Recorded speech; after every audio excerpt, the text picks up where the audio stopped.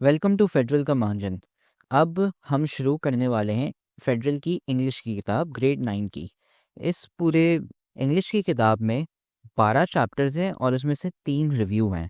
तो आप समझिए लगभग इसमें 15 चैप्टर्स हैं। हर चैप्टर में कॉम्प्रीहेंशंस होंगे, फिर कॉम्प्रीहेंशन के बाद कुछ एक्स्ट्रा टॉपिक्स पढ़ाए जाएंगे जैसे vocabulary, past tense, grammar etcetera. ऐसे ही प्रैक्टिस किए जाएंगे। तो सबसे पहला चैप्टर जैसे है उसका कॉम्प्रिहेंशन वो है हमारे प्रॉफिट के ऊपर। तो अब पहले चैप्टर पे हम चलते हैं। और जो हर चैप्टर है सबसे पहले उसमें कॉम्प्रिहेंशन आएगा। अब कॉम्प्रिहेंशन होता क्या है यार? कॉम्प्रिहेंशन आप समझें एक लंबा सा टेक्स्ट होता है। अल्फाज लिखे हुए होते हैं, सेंटेंसेस लिखे हुए होते हैं 2-3 पेज के। उसमें बस लिखा होता है और वो लिखा होता है दो चीज़ों के ऊपर, किसी भी दो चीज़ों के ऊपर लिखा जा सकता है। आइदर मालूमात की कोई सी भी मालूमात देने के लिए या फिर एक स्टोरी बताने के लिए।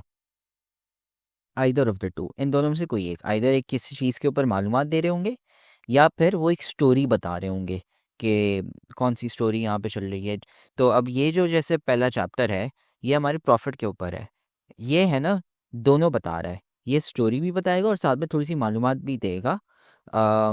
जैसे मालूमात में ये बताएंगे जैसे प्रॉफिट खुद कैसे थे।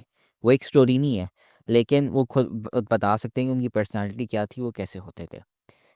तो अब जो पहला है, अब हम ये शुरू करने वाले हैं। ये सबसे पहला कॉम्प्रिहेंशन है और इस कॉम्प्रिहेंशन के बाद फिर उसके सवालात होंगे। तो वो भी मैं आपको दिखा देता हूँ कि सवालात ऐसे यूँ कुछ होंगे। जब भी आपको एक कॉम्प्रिहेंशन मिले, आपको जो कोई भी बोले, सबसे पहले आप कॉम्प्रिहेंशन खुद पढ़ेंगे। क्यों? क्योंकि आपको समझना है कि अच्छा कॉम्प्रिहेंशन में चल क्या रहा है। फिर आप जाके उसके सवाल सॉल्व करेंगे। कुछ लोग होते हैं वो उल्टा बता दें, यार पहले आप सवाल पढ़ लो और फिर जाके आप कॉम्प्रिहेंशन पढ़ लो। नहीं, सबसे पहले आप कॉम्प्रिहेंशन पढ़ोगे, समझोगे कि यार लिखा क्या है इन 2-3 पेजेस में। जब आप वो समझ लोगे तो सवाल सॉल्व करना यूँ आसान होता है। चुटकियों में कर सकते हो आप, लेकिन सबसे पहले आपको समझ आना चाहिए कि यार यहाँ पे लिखा क्या है। तो अब मैं है ना ये कॉम्प्रिहेंशन पढ़ूंगा और साथ में आपको समझाऊंगा कि इसमें क्या लिखा हुआ है। और साथ में कुछ अल्फाज होंगे, वो है ना मैं हाईलाइट करता जाऊंगा। जैसे फॉर एग्जांपल ये है रिवियर्ड। और सबसे इम्पोर्टेंट बात, हमने इस चैप्टर के ग्रैंड टेस्ट का जो प्रैक्टिस टेस्ट है उसका लिंक हमने डिस्क्रिप्शन में डाल दिया है। आप डिस्क्रिप्शन में जाकर ये ऊपर पहला पहला लिंक है प्रैक्टिस ग्रैंड टेस्ट को, यहाँ पे जाएं और सॉल्व करें और प्रैक्टिस करें। यहाँ से आपने अगर प्रैक्टिस कर ली, आपके एग्जाम्स के अंदर एमसीक्यूज के अंदर 100% मार्क्स गारंटेड है। उसके अलावा अगर आपको हमारे फ्री नोट्स चाहिए, lecture, guest papers, model papers चाहिए, तो इस पहली वाली लिंक पे क्लिक करके आप हमारे चैनल को ज्वाइन हो जाए और दूसरी वाली लिंक को क्लिक करके आप हमारा व्हाट्सएप ग्रुप है इम्पोर्टेंट प्रीमियम, उसको ज्वाइन हो जाएं। ठीक है। अगर आपको ट्यूशंस वगैरह के अंदर एनरोल होना है, कोई डाउट है, तो ये हमारा व्हाट्सएप नंबर है, इस पे क्लिक करेंगे आप डायरेक्ट व्हाट्सएप पे चले जाएंगे और तमाम बुक्स के पीडीएफ इस वाले यहाँ पर आखिरी वाले आपके पास गिवन है। आप यहाँ से कोई भी बुक उठा सकते हैं, आपकी जो मर्जी चाहे, सारी की सारी क्लासेस का। इसके साथ साथ आपसे रिक्वेस्ट है, आप चैनल को सब्सक्राइब और वीडियो को लाइक भी करते हैं। उन्होंने आपके लिए एक पेज निकाल दी है हमारी, जिसके अंदर आपको इंग्लिश की पूरी तैयारी करवाई जाएगी और इंग्लिश की लाइव ऑनलाइन क्लासेस जूम पर दी जाएंगी। आपको पूरी बुक कवर करवाई जाएगी और आपको एग्जाम के हिसाब से भी प्रिपेयर किया जाएगा। चैप्टर टेस्ट होंगे, आपकी वीकली टेस्ट लिया जाएगा और सबसे इंपॉर्टेंट चीज़, आपके एग्जाम राइटिंग मेथड सेशंस दिए जाएंगे कि भाई एग्जामिनर को क्या चीज़ चाहिए, एग्जाम के पेपर के अंदर लिखते ही कैसे हैं।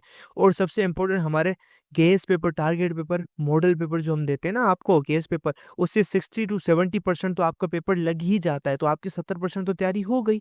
और अल्हम्दुलिल्लाह अल्हम्दुलिल्लाह अल्लाह के शुक्र से हमारे बच्चों के 85 से 90% से अबव आ ही जाते हैं बिल्कुल आसानी से, जो इस चीज़ को फॉलो करते हैं।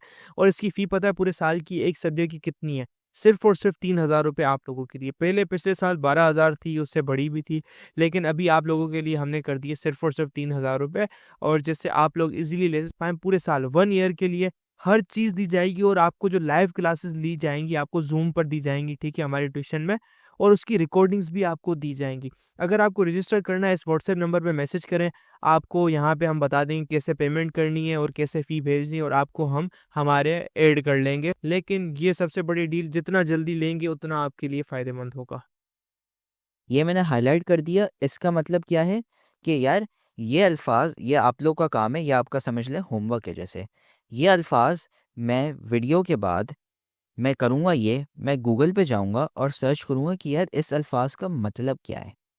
आइदर आप जीपीटी कर लें या फिर आप गूगल पर जाके लिख लें डायरेक्टली कि यार इसके मतलब क्या। आप लिखेंगे क्या, अब जैसे ये अल्फाज है रिवियर्ड, मैं जाऊँगा यहाँ पे गूगल पे और यहाँ पे मैं लिखूँगा रिवियर्ड मीनिंग, और ये जब मैं एंटर करूँगा तो आप देख रहे हैं यहाँ पे, अब जैसे ये आ गया रिवियर्ड, पास्ट टेंस उसका रिवियर्ड है और नॉर्मल रिवियर। अब इसका मतलब क्या है, फील डीप रिस्पेक्ट और एडमायरेशन फॉर समथिंग। इसका मतलब क्या हो गया कि यार एक कोई सी चीज़ है, उसके लिए मुझे है ना मतलब बहुत उसको मैं इज्जत दे रहा हूँ खुद, क्योंकि वो बहुत ही एक बड़ी चीज़ है, उसको मैं इज्जत दे रहा हूँ। फील डीप रिस्पेक्ट मतलब मुझे है ना एक चीज़ है, उसके लिए बहुत इज्जत आ रही है, उसको मैं इज्जत दे रहा हूँ, ये मतलब है इसका। तो यहाँ पे एक सेंटेंस भी लिखा गया होगा, Cezanne's still lifes were revered by his contemporaries. अब अगर आपको ये बहुत मुश्किल लग रहा है, तो अगर किसी के पास जीपीटी है या फिर ये बेंच है, तो वो जाके को पायलट में जा सकता है और यहाँ पे जाके आप है ना जीपीटी को बोल लो, यार explain to me revered in simple words, और फिर उसके बाद आप बोल दें give a simple example question. जब आप ये करेंगे तो ये देख रहे हैं जीपीटी, ये आपको बताएगा कि revered means to be deeply respected और एडमायर्ड। वही चीज़ हो गई कि यार एक कोई चीज़ है, उसको है ना आप इज्जत दे रहे हो। It's like when someone looks up to you with great admiration and honour. ये वही चीज़ कह रहा है बहुत आसान अल्फाजों में। यहाँ पे जो पहले पीछे लिखा हुआ था बहुत लंबी करके लिखा हुआ था मुश्किल अल्फाजों में, ये आराम से यहाँ पे इसने लिख के दे दिया। It's like when someone looks up to you with great admiration and honour. इसका मतलब ये कोई आपको है ना बहुत इज्जत से देखता हो। For example, if a wise elder imparts valuable life lessons, they might be revered by the community. Now, here's a simple question. Who is someone you revere and why? मतलब आप किसको इज्जत देते हैं सबसे ज़्यादा और क्यों देते हैं? तो जैसे आपके अम्मी अब्बू हो गए, वो बहुत मेहनती हैं, या फिर आपके बड़े हैं, या प्राइम मिनिस्टर जो पूरे इस मुल्क को चलाते हो, या कोई एक एक्टर है कि वो बहुत मेहनती होते हैं। ऐसे बहुत सारे एग्जाम्पल्स हैं, आपके उस्ताद भी हो गए। तो अब आपका काम ये है कि यार मैं जो यहाँ पे अब आपका काम ये है कि यार जो कोई सा भी अल्फाज मैं यहाँ पे अंडरलाइन करूँगा, वो आप जाके सर्च करोगे कि यार उसका मतलब क्या है, डेफिनेशन, और साथ में उसका एक एग्जाम्पल क्वेश्चन है, वो भी आप पढ़ोगे और उसकी आप एक लिस्ट बनाते रहोगे अपने रजिस्टर में या किसी भी कॉपी में। एक कोई सी भी आप एक्स्ट्रा कॉपी ले लें, एक पेज ले लें और वहाँ पे आप बनाते रहें। आपको कैसे पता चलेगा उनका मतलब क्या है, वो मैंने आपको दिखा दिया। आइदर आप ये को पायलट यूज़ कर लें, जिसके पास को पायलट या जीपीटी पड़ा हो। चैट जीपीटी बहुत मशहूर है, चैट जीपीटी भी आप है ना इस वेबसाइट पे जा सकते हैं chat.openai.com। आप यहाँ से देख सकते हैं, यहाँ पे फ्री में आ जाता है। या फिर आप को पायलट यूज़ कर सकते हैं, आइदर ऑफ द टू। या फिर जिसको जीपीटी यूज़ नहीं करना है, जिसको एआई यूज़ नहीं करना है, वो जाके गूगल सर्च इंजन पे, गूगल वाले जो होता है बस वहाँ पे लिख ले रिवियर्ड मीनिंग और उसके सेंटेंसेस आ जाएंगे। ये समझे आपका होमवर्क है। और साथ में जब ये कॉम्प्रिहेंशन ख़त्म होगा तो इसमें से यहाँ पे वोकैबुलरी की लिस्ट होगी, मैं भी समझाऊंगा, लेकिन आपको एक लिस्ट बनानी है। ये यहाँ पे जो लिखे हुए हैं ना, ये भी मैं समझाऊंगा, लेकिन इनका फ़ायदा नहीं है। क्यों? जब तक आप खुद लिखेंगे नहीं, जब तक आप खुद समझेंगे नहीं, जब तक आप खुद याद नहीं करेंगे तो फ़ायदा नहीं है। ये यहाँ पे लिखा हुआ है, ये आप 2 दिन के बाद भूल जाएंगे, मैं लिख के बता दूँ। लेकिन अगर आप जाके गूगल पे सर्च करेंगे, समझेंगे और फिर खुद लिखेंगे, वो अल्फाज आपको याद होते रहेंगे और इससे है ना फिर आपकी इंग्लिश ज़्यादा बेहतर होगी। जब आप कॉम्प्रिहेंशन सॉल्व करेंगे तो आपको आसानी होगी समझने में, और साथ में जब आप राइटिंग भी करेंगे, जब आप, वो मैं बाद में बताऊंगा, जब आपको एसेस लिखने होंगे तो उसमें भी बहुत आसानी होगी। तो ये समझे, जब भी मैं कॉम्प्रिहेंशन पढूं तो आपका ये काम होगा कि यार मैं एक ऐसी लिस्ट बनाऊं जिसमें मैं 3 कॉलम्स बनाऊंगा। एक ऐसा कॉलम होगा जिसमें मैं अल्फाज लिखूंगा, एक ऐसा कॉलम होगा जिसमें मैं उसकी डेफिनेशन लिखूंगा, फिर यहाँ पे एक और कॉलम आप बनाएंगे एक्स्ट्रा अपने कॉपी में जिसमें आप जुमले लिखेंगे। इंग्लिश ऐसी पढ़ी जाएगी। अब हम शुरू करते हैं कॉम्प्रिहेंशन को, जिसमें अब मैं अम, वो अल्फाज जो मैं अभी अंडरलाइन करूँगा, जो मैं यहाँ पे ऐसे यूँ अंडरलाइन करूँगा, वो सब अल्फाज आपने क्या करने हैं, जो अभी मैंने समझाया था, गूगल करने या चैट जीपीटी करने और फिर अपने नोटबुक में लिखने हैं। अब शुरू करते हैं। Hazrat Muhammad, peace be upon him, is the most revered figure in the history of human civilization. His teachings and preachings are a beacon of light for humanity. He epitomized justice and compassion. And he was an advocate of knowledge. His message is still relevant in the present day, and its impact is far reaching. He is a matchless role model for everyone because of his wisdom, kindness, and generosity. The legacy he left behind belongs to the world and is an example of the importance of educating people, working toward peace and well-being. अब जो पहला paragraph था इसमें यार बताया गया कि यार प्रॉफिट होते कौन थे और वो करते क्या थे। तो सबसे पहले वो जो पूरे जो आपकी जो ह्यूमन सिविलाइजेशन है, सारे जो इंसान अभी तक अब तक रहे हैं, उसमें से सबसे जो जो सबसे ज़्यादा जिसको इज्जत दी जाती है वो हमारे प्रॉफिट है। उनकी वो जो पढ़ाते हैं और जो हमें बताते थे उससे जो पूरे जो आपकी इंसानियत है वो आगे गई है। उन्होंने जस्टिस मतलब जो प्रॉफिट होते थे वो साथ में इंसाफ दिलाते थे, और तालीम जो है नॉलेज तालीम वो भी है ना सबको। He was an advocate of knowledge. इसका मतलब ये है कि वो तालीम जो होती थी, जो इंसानियत होती थी, वो फैलाते थे और दूसरों के बीच में दूसरे लोगों में फैलाते थे ताकि वो समझ सकें। His message is still relevant in the present day and its impact is far reaching. जो उन्होंने जो हज़ारों साल पहले पढ़ाया था वो आज तक लोग है ना पढ़ते रहते हैं और सीखते रहते हैं, क्योंकि वो बहुत मतलब काम के होते थे जो उन्होंने सब हमें समझाया था। इसलिए वो कहते, इसलिए यहाँ पे he is the most revered का हमने अभी पहले देखा था कि सबसे ज़्यादा जो रिस्पेक्टेड आदमी है वो आपके प्रॉफिट हैं। फिर आगे यहाँ पे लिखा हुआ है कि यार वो सबसे पहले काइंडनेस मतलब कि वो बहुत काइंड होते थे। काइंड एज इन रहम दिल। जेनरॉसिटी मतलब मर्सीफुल, बहुत जनरस होते थे, मतलब हर किसी की मदद करते रहते थे। और फिर उसके बाद ये लिखा हुआ है कि वो हर किसी को तालीम जो है ना, हर किसी को तालीम देते थे ताकि उससे हो सके कि पीस आ सके, सुकून आ सके, और हर कोई है ना सुकून से रह सके, पीस हो सके लोगों के बीच में। ये पहला पैराग्राफ हो गया। मैंने यहाँ पे अल्फाज भी अंडरलाइन कर लिए हैं, इनके याद से आप डेफिनेशन सर्च कर लें और सेंटेंसेस बना लें और ये एक रजिस्टर में लिख लें या कॉपी में लिख लें। The mercy of the Prophet was so comprehensive and inclusive that it encompassed animals and birds. The Quran narrates that Hazrat Muhammad, peace be upon him, was sent as mercy for all the worlds. And he confirmed this when he said, O people, verily I am only a gifted mercy. This mercy evidently dominated every aspect of his life and was witnessed by all. फिर उसके बाद यहाँ पे लिखा हुआ है mercy के ऊपर। मर्सी का मतलब क्या है यार? मर्सी का मतलब लोगों के ऊपर रहम खाना। इसका मतलब ये है कि यार आप उनको माफ़ कर दो, भले उन्होंने जितनी भी गलतियाँ की हों, आप उनको वापसी मारो पीटो नहीं, उनको है ना आप उनके ऊपर रहम खा के उनको माफ़ कर लो। तो ये है ना प्रॉफिट के ऊपर कि यार वो हर किसी को है ना माफ़ कर देते थे और ये भी कहते थे कि यार लोगों को माफ़ कर दिया जाए। तो ये है ना उसके ऊपर लिखा हुआ है। और साथ में अम, जो आपके जानवर और जो आपके परिंदे भी होते हैं उनके ऊपर भी है ना आप रहमदिल होते हो, उनको भी आप खाम खाम ना मारें। ये भी यहाँ पे लिखा हुआ है कि जो प्रॉफिट होते थे वो उनको भी इज्जत देते थे, जानवरों को और परिंदों को, उनको भी खाम खाम में तंग करना और ये सब ये नहीं करते थे। फिर many injunctions urging Muslims to show mercy to animals and birds are easily accessible in the books of Sunnah and the life of the Prophet. The Sunnah prophetic traditions recorded many occasions where this mercy reached its peak. For instance, a woman was reportedly promised the hellfire because of her merciless behavior with a cat, and a man had his sins forgiven because he quenched the thirst of her dog.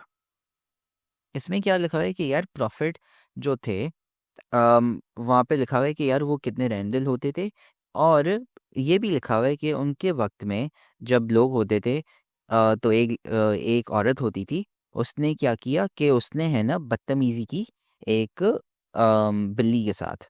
ये नहीं लिखा हुआ क्या किया हुआ है, लेकिन बदतमीज़ी की खाम-खाम। तो उनको बोला कि यार उनको आप है ना आप जहन्नमी हैं, आपको जहन्नम भेजेंगे।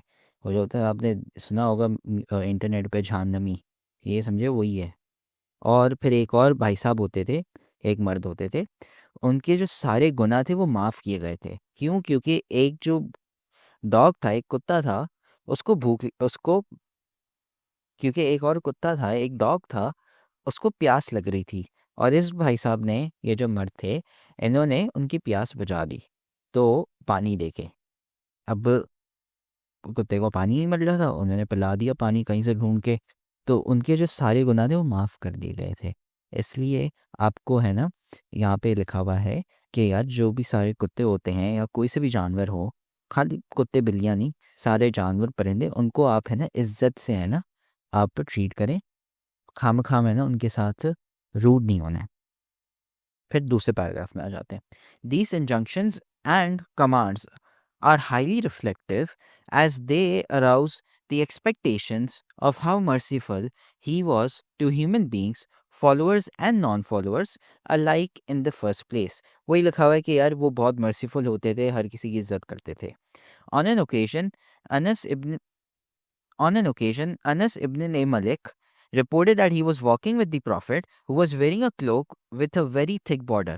A nomad man approached the Prophet and arrogantly took hold of the side of this cloak and drew it violently.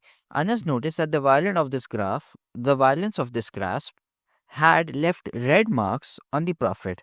Continuing his arrogance and showing his harsh behavior, the nomad said, "O Muhammad, give me out of Allah's will that you possess." As a response to this, the Prophet turned to him and smiled and ordered that he should be given something. This shows his compassionate behavior with even those who teased him and disturbed him. अब इसमें क्या लिखा हुआ है कि यार एक बार ये थे अनस इब्न मलिक, ये है ना प्रॉफिट के साथ चल रहे थे, फिर एक नोमैड आया।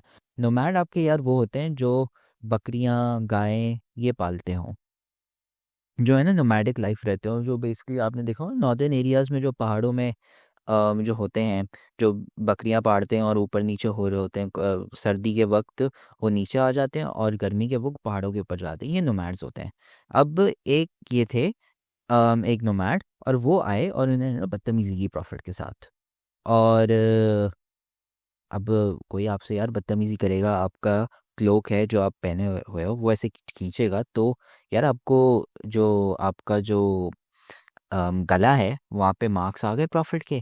अब यार इतनी बदतमीजी में भी अम, क्या था, जो आपका नोमैड था उसने बोला कि यार मुझे पैसे चाहिए, जो कोई भी मुझे है ना मुझे कुछ चाहिए।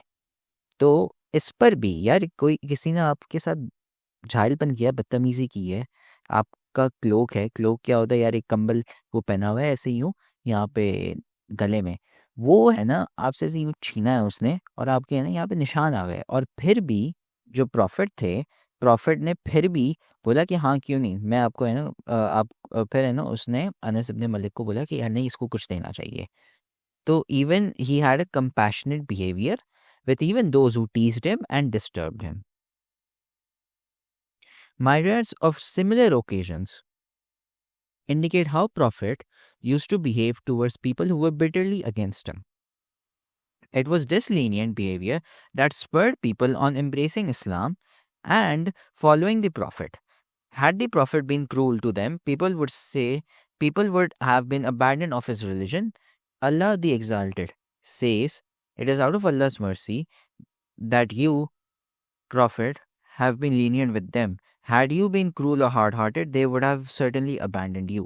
अब इसमें क्या लिखा हुआ है कि यार ये जो मैंने आपको अभी किस्सा बताया था, ऐसे बहुत सारे किस्से हुए हैं जिसमें लोगों ने बहुत बदतमीजी की है, लेकिन फिर भी है ना जो प्रॉफिट थे उन्होंने है ना वापसी उनको बस माफ़ कर दिया। उनके साथ भी है ना रहम दिल थे, वो काइंड थे, उनको माफ़ कर दिया, और है ना उनके साथ है ना एक अच्छे बिहेवियर के साथ, एक काइंड बिहेवियर के साथ उनसे है ना फिर भी बातें की। और इससे हुआ क्या कि लोगों ने है ना इस्लाम इससे है ना कबूल किया। और कुरान में भी यहाँ पे लिखा हुआ है कि अगर अगर लोगों ने अगर जो प्रॉफिट थे, अगर वो उनके ऊपर मर्सी नहीं दिखाते, अगर वो रहमदिल नहीं होते, बहुत सख्त दिल होते, तो लोग है ना फिर और इस्लाम कभी कबूल नहीं करते। अच्छा, अब यहाँ पे ना ऐसे कुछ सवाल है वाइल रीडिंग क्वेश्चंस। तो ये है ना यहाँ पे ये चेक करने के लिए कि यार आपको समझ भी आया है या नहीं, जो मैंने यहाँ पे अभी पढ़ा है वो आपको समझ आया है कि नहीं। What was the demand of the nomad, वो बस पैसे पूछ रहा था। What is the importance of kindness, ये यार यहाँ पे लिखा हुआ है कि आपको हमेशा नहीं ऐसा होना चाहिए क्योंकि कुरान ने सिखाया हुआ है। एंड इससे है ना फिर लोगों ने इस्लाम भी एक्सेप्ट किया, कबूल किया। Hazrat Aisha narrates that the Messenger of Allah, the Prophet, said, Allah is kind and He loves kindness and confers upon kindness which He does not confer upon severity and does not confer upon anything besides kindness. The Prophet was even compassionate and kind towards the non believers. The prisoners of war taken captive in the Battle of Badr were amongst his bitter enemies. Nevertheless, he made sure that they were given the best of treatment. तो यार इसमें अब लिखा हुआ है कि जो profit होते थे हर किसी के साथ है ना वो काइंड होते थे, किसी के साथ है ना बदतमीजी नहीं करते थे। इवन जब जंग हुई थी, बैटल ऑफ बदर जो हुआ था, जंग हार गए थे और जो मुस्लिम्स थे वो है ना जीत गए थे। तो उन्होंने है ना उनको जेल में डाल दिया, लेकिन फिर भी भले वो आपके दुश्मन है फिर भी है ना प्रॉफिट ने उनके साथ है ना कोई बदतमीजी नहीं की, उनके साथ भी they were given the best of treatment, उनके साथ भी है ना रहम दिल से आए और he was very forgiving and generous. The non-believers inflicted him with every kind of sufferings, eventually forcing him to migrate to Medina and then waged war on him.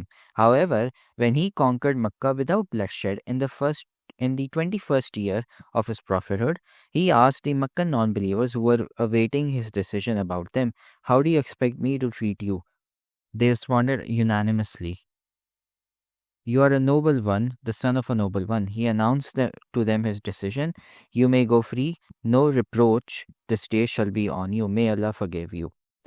अब इसमें ये लिखा हुआ है कि जब प्रॉफिट मक्का में होते थे, आपके जो नॉन मुस्लिम्स होते थे वो उन जो प्रॉफिट के ऊपर थे बहुत है ना सफरिंग्स करते थे, मतलब बहुत सारी है ना अब बहुत बदतमीज़ी से पेश आते थे, झालपन होता था, कभी पत्थर फेंक रहे होते थे, बहुत बदतमीज़ी से पेश आ रहे होते थे।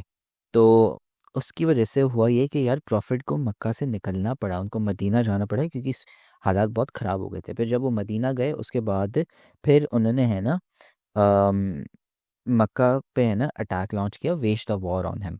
तो वहाँ पे है ना जंग हुई और प्रॉफिट जीत गए थे। फिर हुआ ये कि जो मक्का था वो उन्होंने पूरा कॉन्कर कर लिया था बगैर किसी को मारे, विदाउट ब्लडशेड।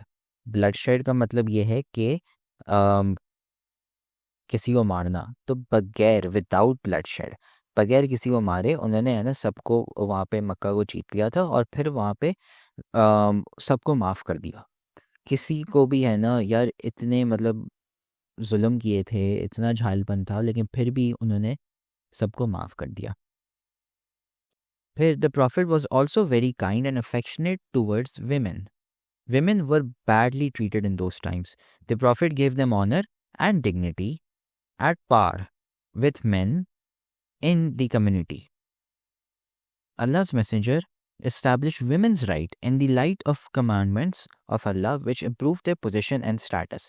तो उस वक्त उस ज़माने में जो औरतें होती थी उनको है ना बहुत बुरे तरीके से है ना मतलब ट्रीट किया जाता था, बदतमीज़ी किए जाते थे, उनको गुलाम बना देते थे, ऐसे बहुत सारी चीज़ें। तो जो प्रॉफिट थे वो है ना सबको इक्वली ट्रीट करते थे, मतलब जिस तरीके से आप मर्द से पेश आ रहे हो वैसे ही आप औरत के साथ भी पेश आओगे, इज्जत से बात करोगे, ऐसा नहीं कोई बदतमीज़ी, ये सब। You have to be kind and affectionate towards them, ये होते थे। और फिर उन्होंने है ना बाद में जाके ही ब्रॉट वेमेंस राइट, मतलब औरतों के हकूक के उनके जो बेसिक राइट्स हैं वो उन्होंने है ना लाए, ताकि उनकी है ना फिर जो स्टेटस और पोजीशन है वो बेहतर हो सके। फिर the prophet was particularly compassionate towards children.